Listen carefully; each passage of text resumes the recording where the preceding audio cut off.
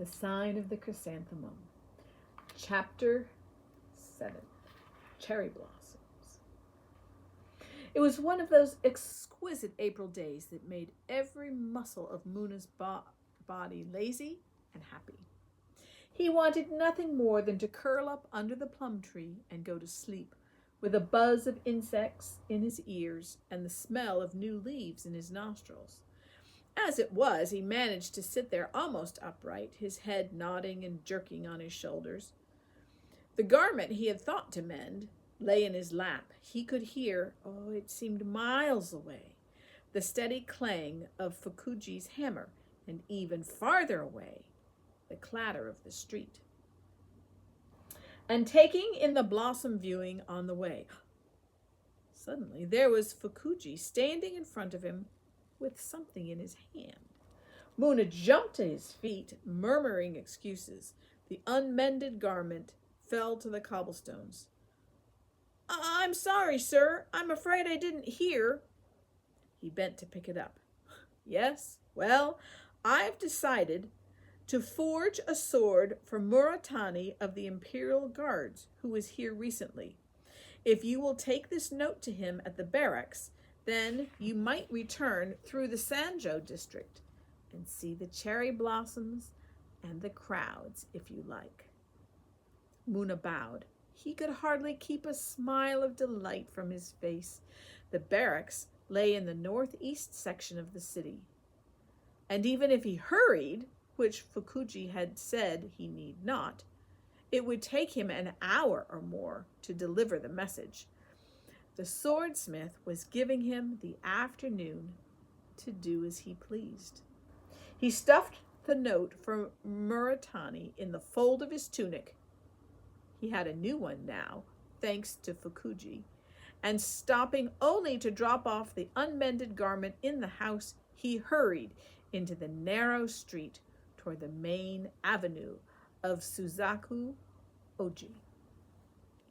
The willow trees that lined the broad avenue bowed to the passers-by like two lines of green-clad retainers. Muna had not been on the avenue since the night of his futile errand to Rashomon Gate.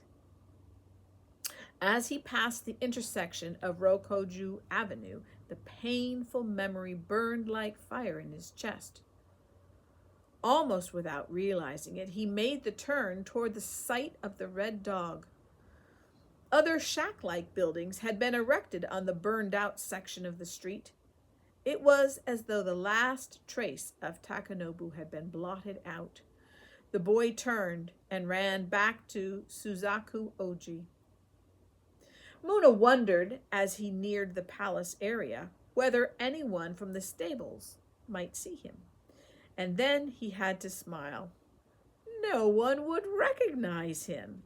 He wore the serviceable blue tunic and trousers of an artisan, and he knew that the hearty food of the swordsmith's kitchen had put flesh onto his bones. His long black hair was bound back neatly at the bottom of his neck. He no longer aped the messy samurai topknot that had been the hallmark of Takanobu. He inquired for the warrior Muratani, and when he appeared, Muna gave him the note from Fukuji. Muratani was delighted with the news and pressed some coins into the boy's hand for thanks.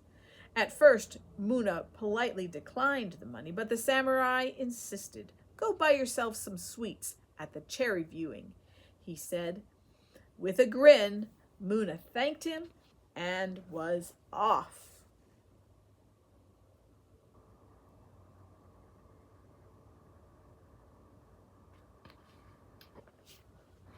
The boughs of the cherry trees met in an arch above Sanjo Avenue. Muna walked beneath the pale pink arcade. It was as though all the ugliness he had ever known was excluded from this paradise. Even the people he saw seemed clothed in a glow of perfection. No one spoke loudly, but there was a quiet friendliness among the viewers. Here the proud and the poor mingled. Court ladies in their flowing brocade robes, long black hair flowing to their waists, painted eyebrows and blackened teeth, street urchins, their faces and hands sticky with rice candy, samurai of the noble families in silk tunics with full trousers, artisans, peddlers, an occasional farmer with his mouth agape. They all belonged to one another under the sheltering branches of the cherry trees. Muna bought a stick of rice candy from a peddler. The sweetness filled his mouth. It was the final goodness. He wanted to run and laugh and catch the falling blossoms on his face. He longed to see Takanobu and tell him of all the good fortune that had befallen a nameless country boy in this magnificent city. He wanted to tell his mother, old Sato, anyone, how happy he was. Of course, Kawaki, the sandal maker, he would go see him. And Akiko, what a good idea. With the rest of the samurai's coins, he bought rice sweets wrapped in a maple leaf. The shutters of the sandal shop were open, but there was no one in sight. "Excuse me." Muna stepped up into the shop, leaving his sandals at street level.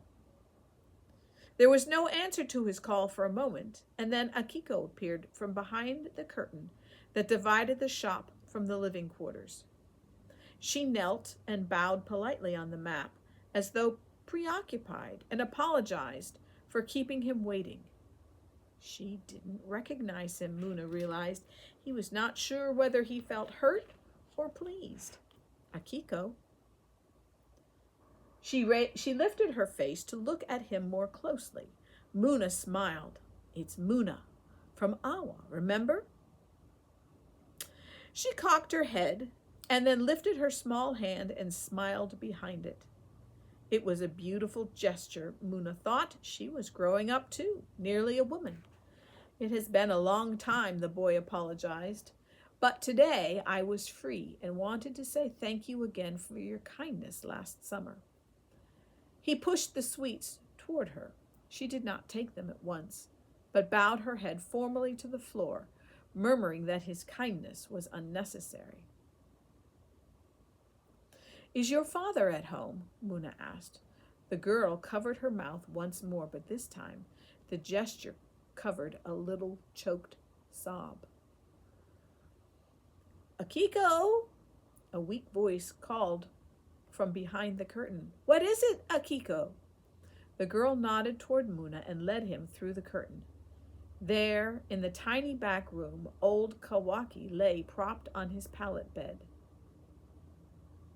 At the sight of the sandal maker's face, the words of greeting froze on Muna's tongue. It was the wasting sickness. He knew his mother had died of it. The bright spots on the cheeks. "It is young Muna, father," the girl said. I see, said the man. His weak voice was warm with welcome. He raised his thin hand from the quilt and indicated Muna's clothes. "So you found the fortune you came to seek in the capital, boy?" Muna shook his head. "I have a good master." "A good master is better than good luck," Kawaki replied. "What trade are you learning?" The boy flushed. He was tempted to lie, but found he could not. "I am in the house of Fukuji, the swordsmith, but he has not made me his apprentice yet." "Fukuji?" Kawaki licked his parched lips. His eyes were shining. "He is the greatest swordsmith in the capital. You have come into a fortune, Muna." Akiko had brought in tea to go with the rice sweets. Her eyes shone too. "Did you hear who Muna's master is, Akiko?" The old man half raised himself up from the pallet. The girl nodded, handing Muna his tea with a little bow. He thought for a moment that her fingertips would touch his, and his hand began to shake. But she did not touch him after all. He spoke to cover his confusion. "I cannot tell if he will make me an apprentice. He is very exacting." "Of course." replied Kawaki. His genius demands perfection, but don't be discouraged, a fine boy like you. He dropped back against Akiko's arm. The girl supported Kawaki with one arm, and the other hand held his teacup as he took a few sips. How gentle she was! Muna remembered with pain his own clumsy attempts to nurse his mother. What would Kawaki do without her? What rather, the thought rushed into his mind like a wave to the shore. What would she do without Kawaki?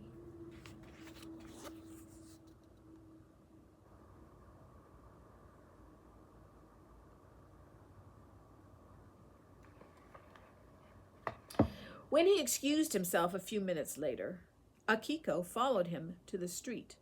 Muna longed to ask her what she would do when her father died, but how could he? He is dying, the girl said simply, as soon as they were out of Kawaki's hearing. Muna mumbled a protest. No, I'm sure. If he should die, Muna stumbled over the words, what will happen to you?